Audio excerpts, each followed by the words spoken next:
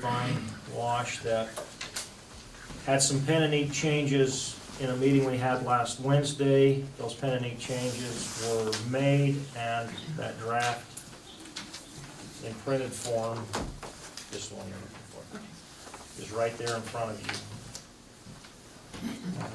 Each will be in that book right there. Each council member received that in electronic format. That has also been available since last Friday on the town's website in electronic format. And Joe, you specifically emailed some individuals that had personal concerns that you emailed that document. Correct.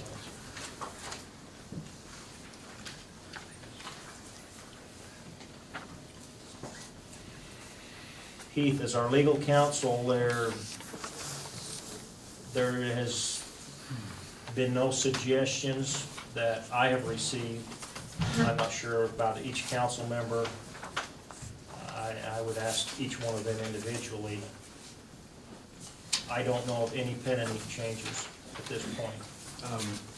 I'm not aware of any except for one that was suggested about the possibility in section 10.2 of, we have the language in there that has the maximum equivalent residential dwelling units for the property that the developer owns being set at 1403 and stating that there could be up to 2,500 for the overall project, and the project being defined as all the developer's acreage and all the property that was annexed at the time.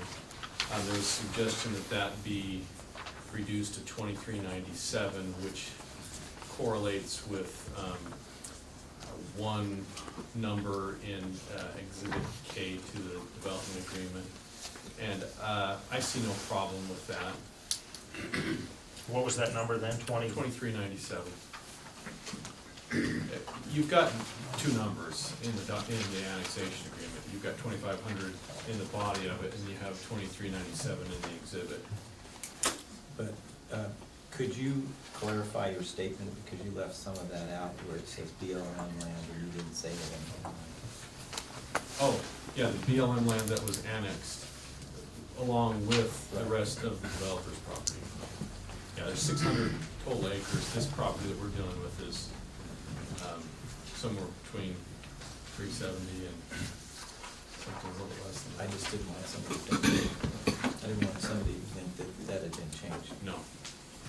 That 2397 was Exhibit G, Oh, excuse me. rather than the Exhibit K, the annexation agreement.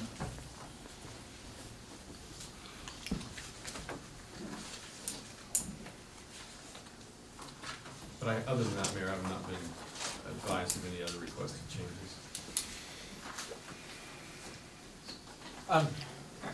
Heath, if I could have your opinion on one, just a clarification. A member of the community contacted me with a concern about section 17 regarding rights-of-way. Okay.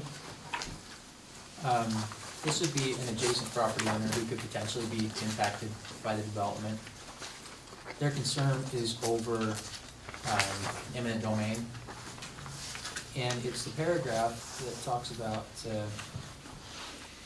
if you see your yellow highlight that says "or elsewhere," the next sentence after that begins, "All right-of-way acquisition and construction required by this section shall be consistent with general plan and planning documents adopted by the town in support thereof, and shall be reasonably related and proportional to the anticipated impacts of the project.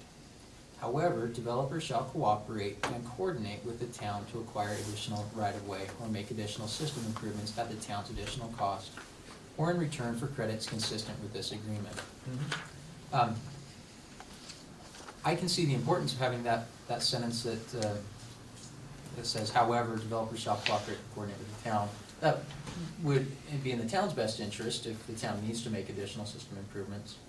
But the concern that the resident and the citizen raised was, can this in any way obligate the town to moving forward with eminent domain on behalf of the developer? No, it refers to the developer shall coordinate with the town. Yeah. Thanks for the clarification. Yep.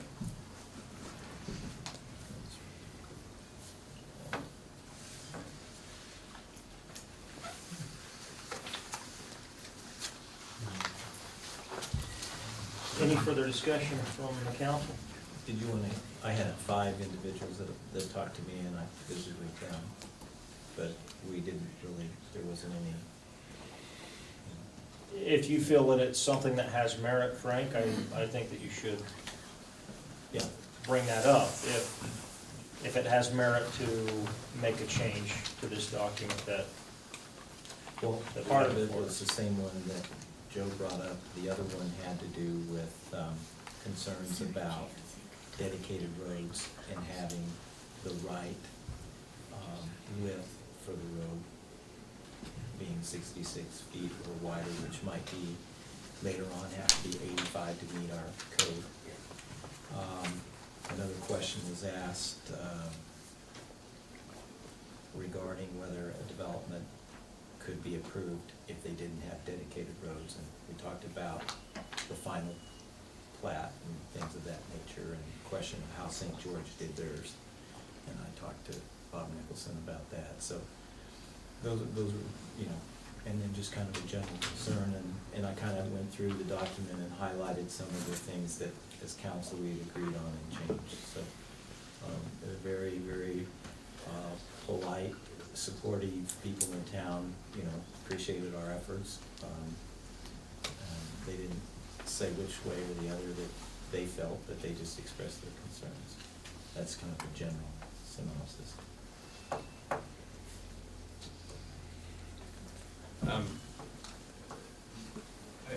On the one area in the annexation agreement that dictates the 66-foot width, that access road traverses through county property, and the county would obviously have jurisdiction over the size and width of the roads. However, it goes from town through county to town again, and the developments in our town, we do have within our ordinances requirement for certain types of developments and subdivisions, a minimum of 66 feet. That's why we put that number in. Even though we're not attempting to usurp jurisdiction over the county's road, we're just simply saying, since the development is, actual development is in our jurisdiction, we're gonna at least make the access road meet our minimums, which is 66. The county has requirements that as a development grows and there's a size of trip per day and it develops into a major arterial under their standards, that they could require a wider width or a different, another access, multiple access.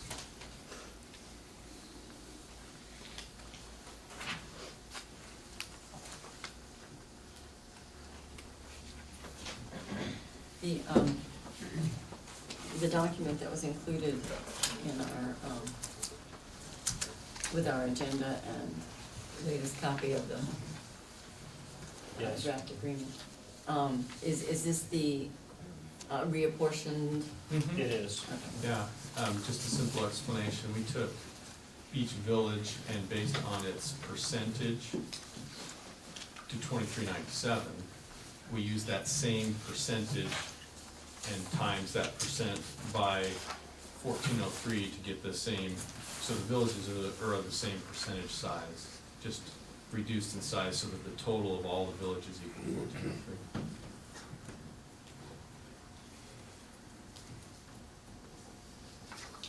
I believe it was about 60%, it was 60.54 was the. I remember correctly. If there's no further discussion, I'd look for a motion on this agenda item. Well, the reason I ask is that the numbers didn't appear to be any different than what I had originally in this book. See your book? Yeah, this is the. It's lots smaller.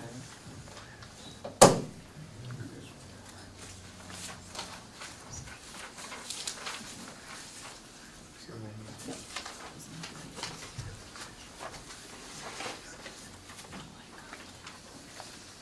So, I mean, the as the retail.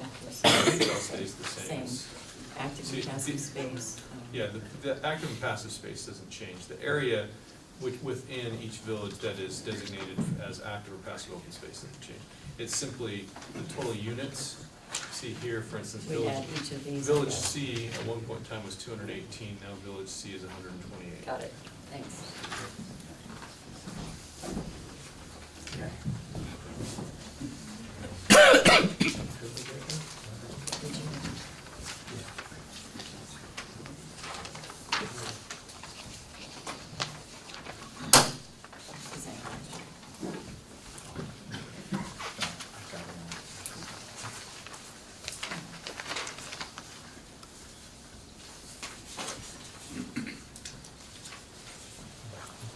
Any further questions or concerns from the council?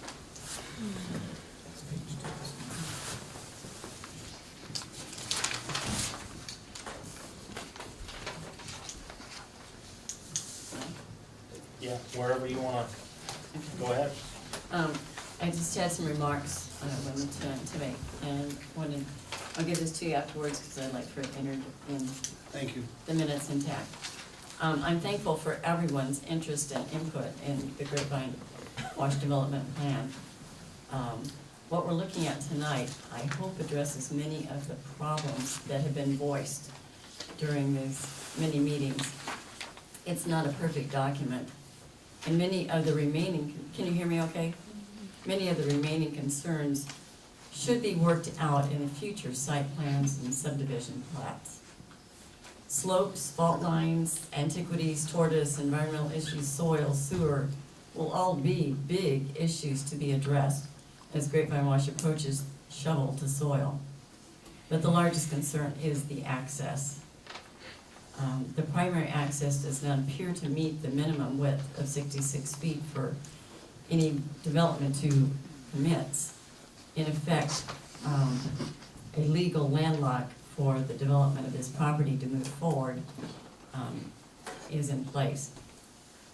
The town council does not support any forcible taking, as in condemnation of bordering property. Our community of about 320 residences has been overwhelmed with the prospect of being enlarged almost 6 times by this addition. And it will be quite an adjustment all around. But again, I just wanted to thank everyone for their input, all the time and energy that has gone into this, and for your attendance. And I certainly hope that we still see some of your faces after we're past this. Well said, Angela.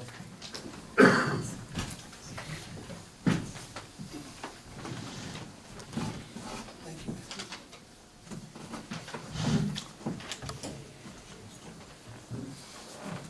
Nodding at Joe. Do I have a taker on making a motion? Sure, we gotta get out of here tonight at some point. I move that the town council grant the mayor authority to sign the Grapevine Wash final development agreement as it is currently written. I just have a Make a clarification. clarification. Motion to approve the development agreement and authorize the mayor to execute it on behalf. And I will throw in something else. Sure. So what I'm gonna say is that motion dies for lack of a second. Sure. At this point. We need to look at it as the development plan, not just this agreement. Development plan. Yes, Use the agreement along with all the exhibits. because the agreement is part of the development Cost of the plan. plan.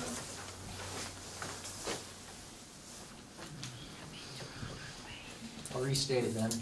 I move that the town council grant the mayor authority to sign and approve the Grapevine Wash final development plan as it is currently written. Sorry, clarification. We approve it, we authorize the mayor to execute it. You're correct. Sorry, your motion was that the mayor Yeah. approves it. One more time, Joe. You're doing fine. Play the game, Joe. Okay. I move that the town council approve the Grapevine Wash final development plan as it is currently written, and grant the mayor authority to sign said agreement. And are we making the pen and ink change to 2397, or are we keeping it as written as your motion? Along with the pen and ink change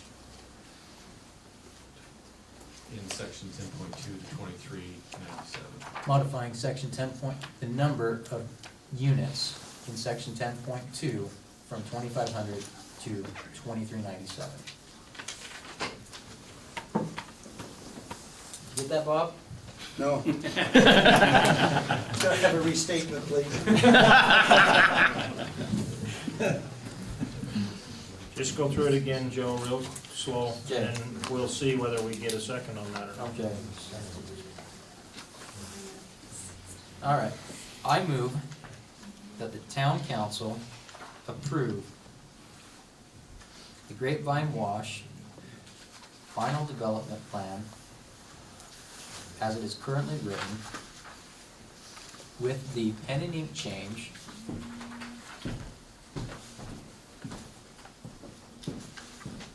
to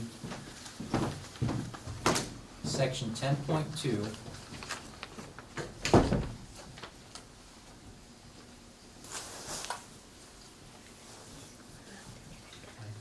modifying the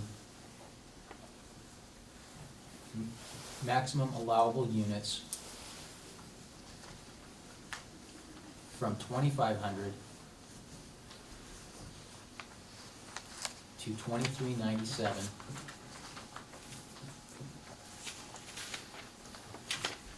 And grant the mayor the authority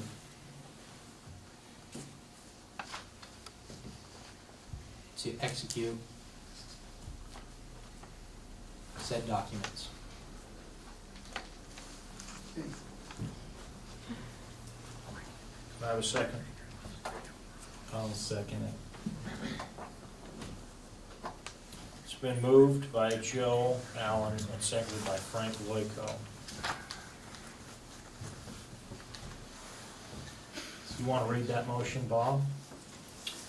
Yeah, I move the town council approve the Grapevine Wash final development plan as it is currently written, with pen and ink changes to section 10.2 and the maximum, changing the maximum allotments from 2,500 to 2,397, and grant the mayor authority to execute that document. Mayor, I have a point of question. Yes. Should that not be that pen and ink changes for 10.2, where the 2,500 goes to 2,397? I'm a little bit concerned when the motion says that the maximum allowable Okay, I agree. is, let's just say that the pen and ink change in section 10.2, changing the number 2,500 to 2,397. So there's no maximum. You want to make that you want to make that a friendly amendment? Should I restate the whole thing? No, just say accept the, well, Okay. No, because you'll set a record.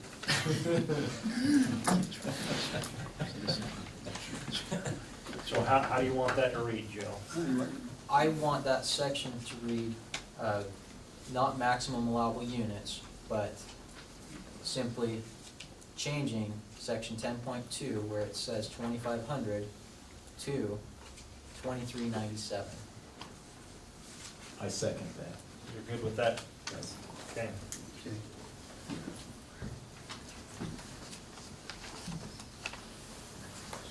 Any further discussion on that motion? Okay, I'll call for a vote. I would just assume do this roll call simply because of how heated it may be, and we'll start on your end, Joe. You want it alphabetical? Yep. Aye. Nay. Aye. Aye. Aye. You have the results of that, Bob? Yes. Motion carries.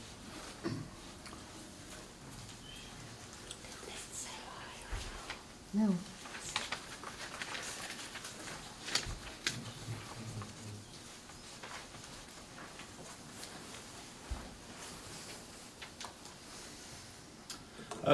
One, actually, maybe I'll make this statement after. Is there a representative from Grapevine that desires to make a statement at this point? Yes, Mayor. Okay, Matt, would you come up?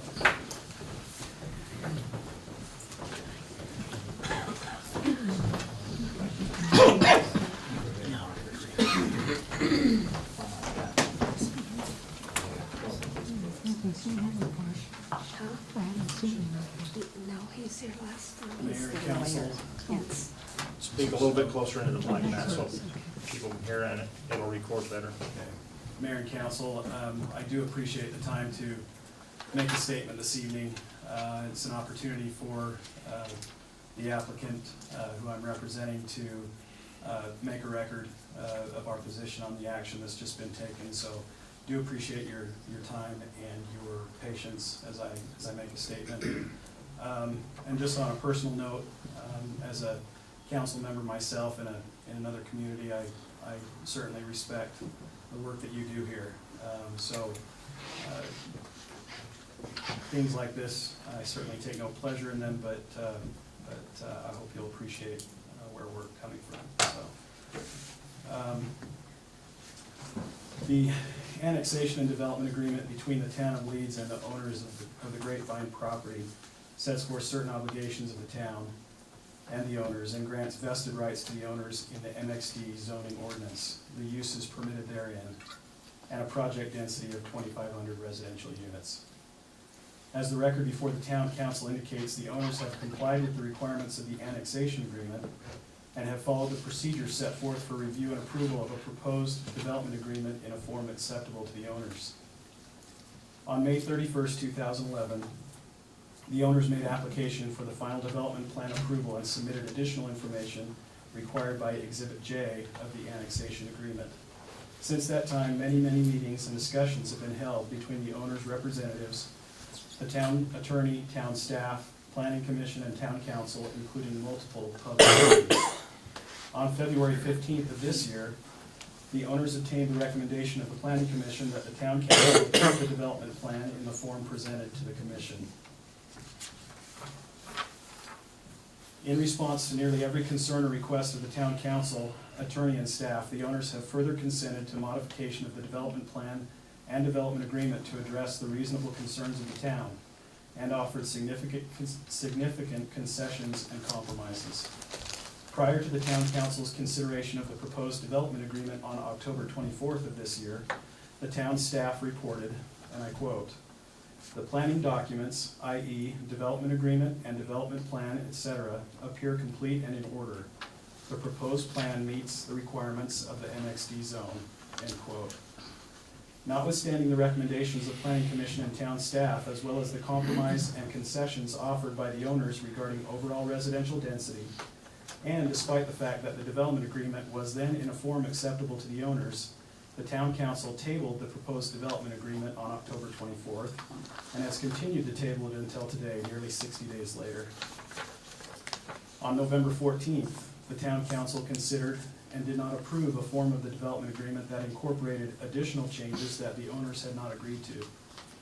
The development agreement was not acceptable to the owners, primarily because it unilaterally reduced residential density below the compromise number offered by the owners, in violation of the annexation agreement and against the owners' wishes.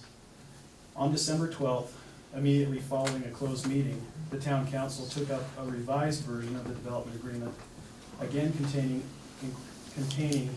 incorporating unilateral changes which the owners did not have an opportunity to consider and to which they could not respond.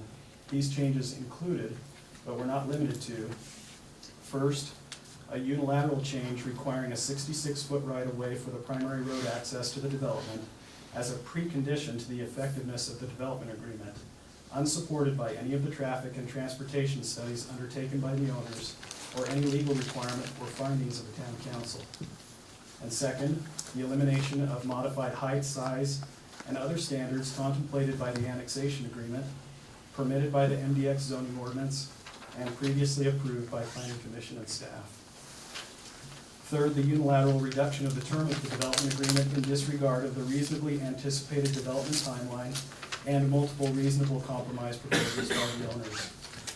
Now, on December 18th, Town Council has approved the development agreement with these unilateral changes and in a form that the Town Council knows violates the terms of the annexation agreement and is not acceptable to the owners. By approving the modified form of the development agreement, the Town Council has limited the vested rights of the owners granted pursuant to the annexation agreement and in violation thereof.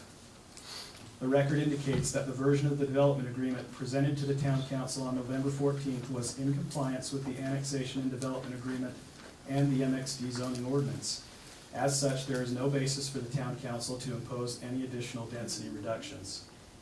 More specifically, the Town Council has not shown and cannot show that its reduction of residential unit density was, quote, found necessary based on particular attributes of the property as determined by studies, end quote. And that quote is from the annexation agreement, section 4A, as required by Exhibit J of the annexation agreement. Rather, the Town Council has used an incorrect application of average unit density to justify its unilateral reduction of density from 2,500 units approved in the annexation agreement to 1,403 residential units. The annexation agreement clearly contemplated development of all 2,500 units in villages located within the owner's property, with no density applied to BLM property. It did not contemplate an average density applied uniformly across both private and BLM property. The Town Council's actions therefore violate the annexation agreement and do not meet the prerequisites stated for properly limiting the project's density. The Town Council has also repeatedly shown that it is willing to take these actions without a single finding on the record in support of its actions based upon the health, safety, and welfare of the public. In taking these actions, the Town Council has disregarded the requirements of the annexation agreement in favor of responding to public clamor and at the owner's expense. Additionally, and as noted before, the Town Council has unilaterally added a 66-foot access road requirement to the development agreement as a precondition to the effectiveness of the entire agreement. This is an unreasonable and unfounded requirement which ignores reasonable development phasing and is the equivalent of a total bar on development of the owner's property. The Town Council has adopted this requirement with full knowledge that it would have this effect.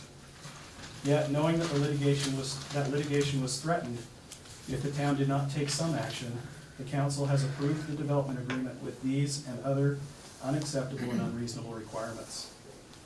Unfortunately, the intent of the Council's action is evident as an attempt to prevent the project as envisioned in and approved under the annexation agreement, as well as to inoculate the town against imminent litigation.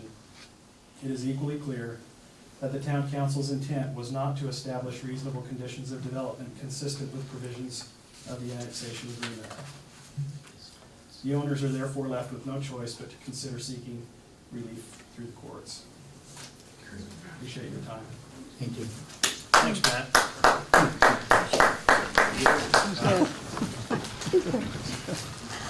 Just take this to court.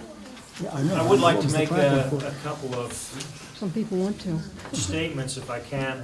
Maureen, I'm gonna pick on you and your group for just a second, only because you're medium. Okay. You wanna be picked on anyway. One thing that was disconcerting to me was what was presented in the media on that after that November 14th meeting, where it stated that the town had shut down the Grapevine Wash development agreement. That is not the action that took place that night. I think it needs to be cleared up and understood that we did not agree to the development agreement that was before us that night. I think it's important for everybody to understand, because everybody that's in here is a landowner or a property owner. This council and myself, whether I sit in this position or whether I'm a citizen,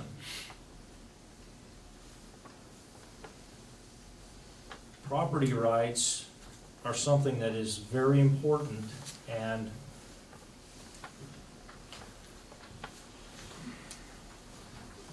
I'm not sure how to say it.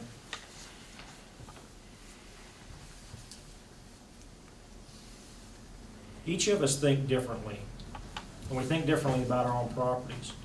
And we think, well, we have vested rights in our properties of whatever it may be. And it doesn't matter where it's at, and you do.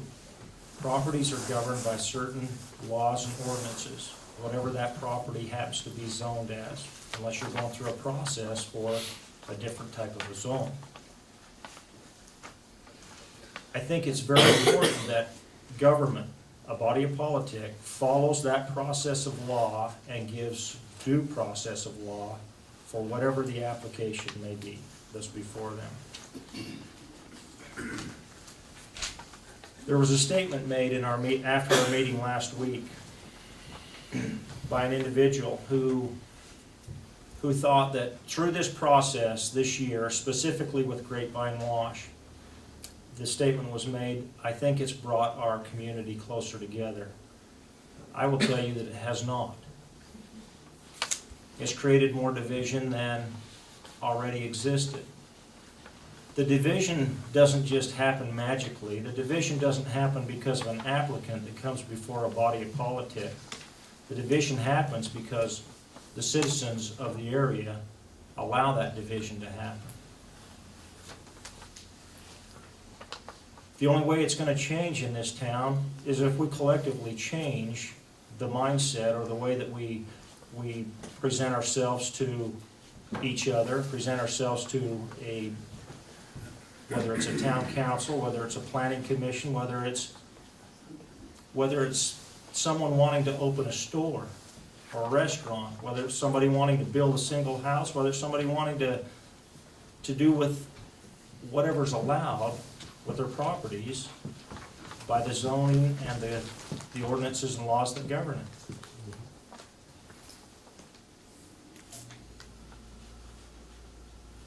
I will use one thing that happened earlier this year as a prime example. And most of you remember a home that was being rented out for a vacation rental. Thank you, Angie. A lot of times when a group of people get together that are very unhappy about something, and the outcome moves the direction that they wish that it would go, they feel that because the outcome went the direction that they wished that it would go, it was them grouping together that made the difference. When it comes to the process of law, that's exactly what needs to be looked at on every situation. I will tell you that the actions taken by this council for that specific vacation rental were not because of a lot of individuals in town being unhappy about that. It did not follow the laws that we have within our ordinances. That's it, simple, cut and dry. And that's what I would expect from any body of politic, whether I was a part of it or whether I'm a citizen sitting out where you're at. I expect those individuals that represent me to follow that process of law. And if some of those laws don't make sense, if some of them ordinances don't make sense, you go through the process to make the changes. That's what it's about. Because that process is important to protect not only the majority of the people, but even that one individual that may be different, that may want to do something with his property that's allowed, but nobody likes whatever he's doing with it. Just because the majority doesn't like it, doesn't take that right away from him that he has that governs his property.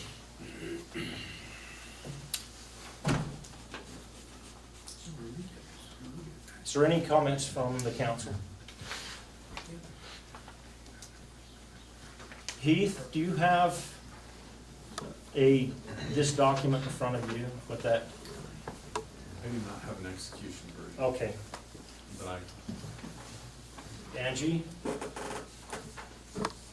would like you to look at this one that we made the changes on. 10.2.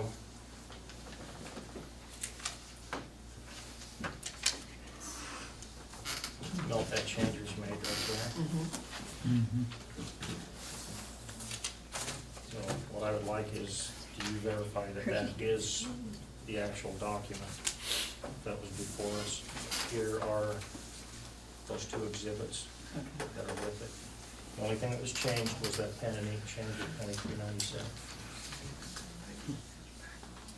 Because that needs to be presented to our clerk recorder to attest for that. Okay, we're up to, actually, you want to do updates by staff, or where do you want to move with this? It's a little bit open here. Our agenda. Do you have any updates? Okay, right, all right, I'm looking for a motion. Before I make the motion to adjourn, would like to wish all the citizens of Leeds a happy holiday, and I'd like to echo a couple things here. The energy that everybody's put in to this town, we need your support continually on as we're working forward to make this town what you guys want it to be. So we'll need to continue to have your support. It's not like because now we voted, we're moving on and something else and you all disband and go someplace. We need your support on all issues, whatever it may be in town. So I wish you a happy holidays and thanks. May I ask if the town will accept finances to help fight this lawsuit that's pending from the citizens? At this point, Alan, I would say that we would not accept finances. We'll see what the future brings as far as, There are people here Costs. that are with you and want to help the well, town. there's people that live here that at some point, if those costs get extremely high, every citizen of this town is financially responsible for that. And people who aren't citizens of this town can be financially responsible if you would accept it. Thank you. Thank you. Thanks, Alan. And I may have documents and information that would be very helpful in fighting this, if you would be interested in those. If we I- could, oh, I will tell you that we're not gonna sit here and have discussion as far as any direction. Okay, We yeah. have not, Just, the offer is there. When the litigation is filed, just keep in mind that I have many documents and a lot of information that will help you win this hands down. As a body of politics, I would like to say that before the vote was cast, we knew what was coming down the pipeline after this vote. Okay. Betty, if we prevail, is it written into the agreement that they would have to pay the legal expenses? Yes. Conversely, should we not Should we prevail, lose? Yeah, but if we do prevail, they will be paid, won't they? No. Isn't that in the agreement? Yes, not, it's in not the- necessarily. It is in the agreement. Whoever wins, The prevailing party is entitled to an award of attorney's fees, having a judge award you attorney's fees and collecting those attorney's fees. Two different things. Sometimes can be two different things, although the applicant owns a lot of property.